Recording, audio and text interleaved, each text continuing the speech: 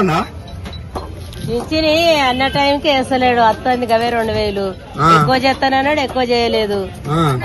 ఇండ్ల పిల్లలకు 18 ఏళ్ల పిల్లలకు 2500 ఇస్తానన్నాడు, ఇయ్యలేదు. బంగారం పెడతా తులం బంగారం పిల్లల పెళ్లి అయితే అంటే అది ఇయ్యలేదు. అది గాసు కూడా తక్కువ చేస్తా అన్నాడు, చేయలేదు. 500లకు గాసు లేదు, మన్ను లేదు. ఆ చిన్న బుడ్లు ఇస్తానంటే ఎవడు మెచ్చలే. ఆ చిన్న బుడ్లు నెలకు 2 అవుతాయి. అవి నెలకు 2 అవుతాయి. అవి ఎట్లా అవి ఎందుకని అంటే అవి పాత గాజులే నడుస్తున్నాయి. దానికి ఇంకా 50 రూపాయలు పెంచిండు, 50 పెంచిండు. మళ్ళీ పిరి బస్ అని పెట్టిండు. అందులో కూకుండా నీకే నాసంటిది అయితే అందులోనే సావాలి. అట్లా పిరి బస్సు పెట్టిండు. మళ్ళా ఎక్స్ప్రెస్ ఎక్కిపోదా అంటే దానికి పైసలు ఎక్కువ చేసిండు. ఆ పిరి బస్సు అనుసరమే లేదు. 10 రూపాయలు తక్కువ చేస్తాడు. ఆయన ముఖం చేస్తాడు,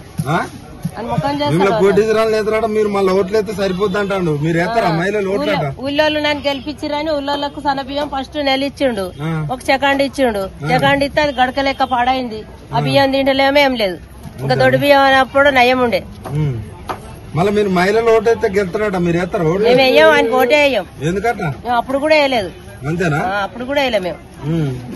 మరి ఆయన ఎక్కడికి పోయినా వేసిన వాళ్ళు ఎత్తేనే గెలిచిండు. గది కాదు, ఇప్పుడు ఆయన ఏమంటాడంటే నేను ఎక్కడికి పోయినా నన్ను దొంగ లెక్క చూస్తారంటాడు. అంటే మరి అట్లనే చూస్తారు. ఎందుకు? నీళ్లు కూడా కరెంట్ కూడా తీస్తాడు. ఎందుకు చూస్తారు మరి ఆయన నన్ను దొంగ లెక్క? ఆయన మంచిగా చేసినాక ఎందుకన్నాడు? పెయిన్ అయినా ఎందుకు అది తిన్నాడు చేసిండు. పెయిన్ ఎందుకు అది చేస్తున్నాం కేసీఆర్?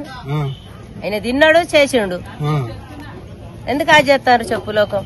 అంతేనా? మరి ఎట్లున్నది మొత్తానికి రేవంత్ రెడ్డి వచ్చినాక మీ పరిస్థితి? మంచిగా లేదు నాన్న, అంతేనా? మంచిగా లేదు, ఇబ్బంది ఉంది. ఇబ్బంది ఉన్నది, చెత్త సాఫ్ చేస్తలేరు, నీళ్లు లేవు మార్కెట్ లో, ఇబ్బంది ఉన్నది.